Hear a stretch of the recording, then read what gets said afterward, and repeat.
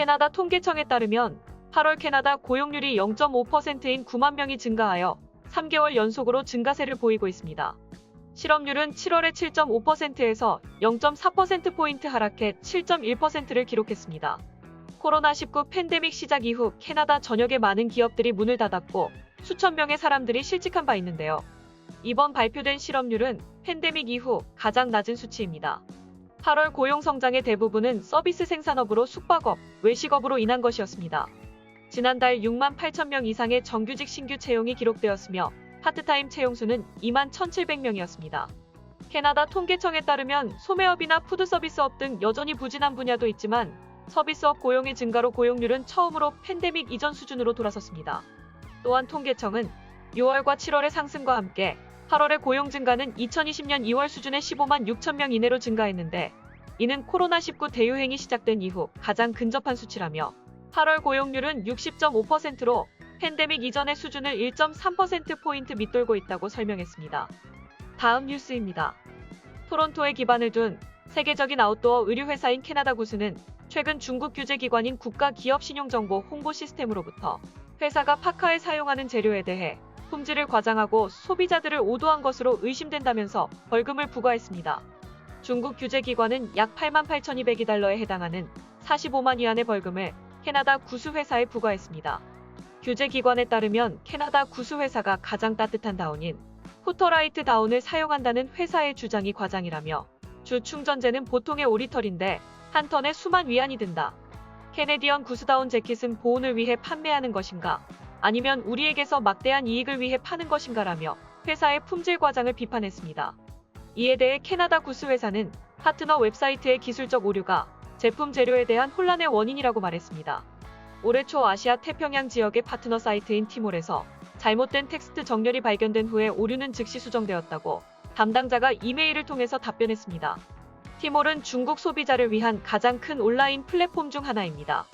파카 제조사는 의류 구성에 따라 버위털과 오리털을 모두 사용한다고 밝혔습니다.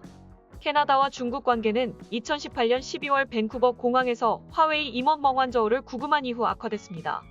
미국은 멍완저우를 사기 혐의로 기소된 뉴욕으로 인도하기를 원합니다. BC주 청문회 대법원은 8월 18일에 결론을 내렸고 판사의 판결은 10월에 나올 예정입니다. 캐나다 구스는 중국이 멍완저우를 구금한 이후로 캐나다 제품 불매 운동의 일환으로 여겨집니다. 캐나다와 중국의 관계 악화가 경제적 보복으로 이어지고 있습니다. 다음 뉴스입니다. 페이팔을 한 해 동안 한 번도 사용하지 않는 캐나다의 사용자들은 이제 $20의 휴면 계좌 수수료를 내야 합니다. 이 변화는 지난달 11일 갱신된 이용 캐나다 페이팔 이용 약관에 추가되었는데 올해 11월 20일부터 적용된다고 합니다. 이용 약관에 들어간 단 한 줄 외에는 페이팔 웹사이트를 포함 그 어디에도 공지된 바가 없습니다. 페이팔이 휴면 수수료를 시행한 것은 처음이 아닌데 영국과 스웨덴 페이팔 계좌들은 2020년 12월부터 비슷한 수수료가 적용되기 시작했습니다. 유럽 나라들의 경우 페이팔이 사용자들에게 사전에 이메일로 수수료에 대한 사항을 안내한 바 있으나 캐나다에서 또한 그럴지는 의문입니다. 또한 활동 계좌를 유지하려면 필요한 조항 또한 이용 약관에 나열된 바 없는데 수수료가 선행된 국가들의 경우 1년에 최소 한 번 페이팔을 사용해 결제를 하거나 단순히 로그인만 해도 활동 계정으로 간주된다고 하니 캐나다도 같은 조건이 적용될 것으로 보입니다. 또한 페이팔은 연동된 신용카드나 체크카드에서 돈을 인출하지 않고 페이팔 지갑에 있는 돈 내에서만 인출하므로 페이팔 계좌에 잔액이 없다면 수수료를 피할 수 있습니다. 반면 $20 또는 그 이하의 잔액이 지갑에 남아있는 경우 전액이 수수료로 차감됩니다. 일부 사용자들이 당장 페이팔 계정을 삭제하겠다는 부정적인 의견을 내비친 반면 일부는 1년에 한 번 로그인만 해도 된다면 조금 귀찮을 뿐 계정을 유지하겠다는 의견입니다. 2002년 설립된 온라인 결제 플랫폼인 페이팔은 2006년 캐나다로 확장했으며 현재는 베스트바이, 스포츠체크, 월마트 등 많은 전국적으로 많은 가게에서 사용 가능합니다. 페이팔은 특히 코로나19 유행 이후 온라인 쇼핑이 활성화되면서 사용자가 많이 늘었으며 주가 또한 많이 올랐습니다. 다음 뉴스입니다. 지난주보다 참여는 적었지만 백신과 백신 여권에 반대하는 시위가 지난 수요일 밴쿠버에서 열렸습니다. BC주 서비스업계의 일부 대표들은 다음 주 주정부의 백신 카드 정책이 발효되었을 때 어떤 일이 벌어지게 될지 걱정이 된다고 말했습니다. 제프 기그나르 음료 라이선스 사용자 연합 전무이사는 정부는 백신 카드에 대한 홍보를 대대적으로 했다. 앞으로 무슨 일이 발생할지도 알고 있다. 백신 여권을 준비하지 않은 손님들이 방문했을 때 그 자리에서 분명히 분쟁이 일어나는 힘든 상황이 나올 것이라고 말했습니다. BC 레스토랑 협회 이안 토스텐스는 BC주에 있는 모든 레스토랑과 바에서 정부와 주정부 보건관의 코로나 행정 명령을 지켜야 한다라고 표기된 문구를 확인할 수 있다고 말했습니다. 레스토랑과 바 입구에서 백신 카드를 확인하는 과정이 간단할지 아니면 문제가 될지에 대한 의견이 엇갈리고 있습니다. 바와 클럽은 본래 신분증을 확인해왔기 때문에 이들에게는 유리할 수 있습니다. 어떤 레스토랑은 입구에서 백신 카드를 확인해줄 직원을 고용해야 할 수도 있고 분쟁을 피하기 위해 경비원 고용을 고려하는 곳들도 있습니다. 이에 지난 화요일 BC주지사 존 호커는 백신 카드로 인해 새로 발생하는 추가 비용에 대해 주정부 차원에서 지원할 수도 있다고 언급하였습니다. BC주 번원에 있는 한 커피 전문점에서는 SNS에 백신 카드를 확인해야 한다는 정부 규정을 포스팅한 후 사용자들에게 악성 댓글을 받기도 했습니다. 다음 뉴스입니다. 이번 주 현재 12세 이상의 토론토인 중 77.6%가 2차 접종까지 완료했으며 적어도 83.6%는 1회 이상의 승인된 코로나19 백신을 접종받았습니다.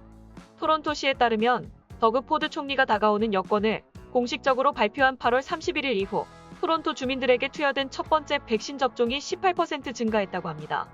하지만 도시의 보건 책임자 에일린드 빌라와 온타리오의 최고 보건 책임자인 키에런 부어 둘 다 사람들을 적절히 보호하기 위해서는 90%의 주민들이 예방접종을 받을 필요가 있다고 주장하는데요.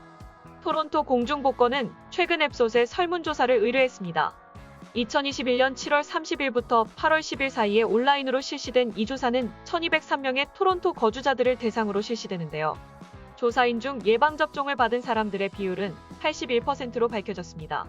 백신 접종을 받지 않은 응답자 중 약 14%가 백신 접종에 대해 확신이 없음으로 간주되었으며 6%는 백신을 확실히 접종하지 않을 것이라고 말했습니다. 해당 기관이 무엇이 그들의 마음을 바꾸게 할 수 있느냐고 질문하자 백신 접종을 받지 않은 응답자 중 37%가 백신이 여행에 필수적이면 마음이 내킬 것이라고 말했습니다. 34%는 직업에 관련해 필수적이게 되면 맞을 것이라고도 말했습니다. 또한 그들 중 약 30%는 $100의 보상이 주어지면 백신을 맞겠다고 했다고도 하는데요. 아직 갈 길이 조금 남은 것 같지만 백신 여권 의무화와 함께 지난 3월 이후 백신에 대한 거부감이 약 7% 감소한 것으로 나타난 결과도 눈여겨볼 이슈입니다. 다음 뉴스입니다. 토론토 당국은 델타 변이 바이러스를 통제하는데 필요한 코로나19 예방접종률은 90%이며 이를 달성할 수 있을 것으로 확신한다고 전했습니다. 존 토리 시장과 아이린드 빌라 보건의료국장은 수요일 최신 코로나19 데이터를 공유하여 2차 백신 접종까지 마치지 않은 토론토 시민들에게 백신을 맞을 것을 촉구했습니다. 존 토리 시장은 이것은 우리가 도시 단위로 해내야 할 일이라고 강조했는데요. 온타리오 주보건 당국은 델타의 변종 확산을 막기 위한 집단 면역력에 도달하기 위해 12세 이상 인구의 90%가 백신 예방접종을 해야 한다고 전했습니다. 이는 지금까지의 전염성이 덜했던 타 변종 때보다 더 높은 수치입니다. 90%의 백신 접종률에 도달하기 위해서는 33만 6천 명의 토론토인이 2차 백신 접종을 마쳐야 합니다. 그중 16만 4천 명이 이미 1차 접종을 마친 상태이며 2차 접종을 기다리고 있습니다. 토론토는 8월 31일 이후 1차 백신 접종 예약이 18% 증가했습니다. 이에 대해 드빌라 박사는 온타리오주의 백신 증명 프로그램 발표에 따른 것이라고 전했습니다. 9월 2일과 3일, 토론토는 7월 1에 가장 많은 1차 백신 예약률을 기록했습니다. 드빌라 박사는 토론토 시민들에게 백신 접종을 받는 것 외에도 날씨가 쌀쌀해짐에 따라 사회적 접촉을 줄여줄 것을 요청했습니다. 박사는 시민들이 활동함에 있어 어떤 활동이 필요하고 어떤 활동이 필요하지 않은지 스스로 자문해줄 것을 요청했는데요.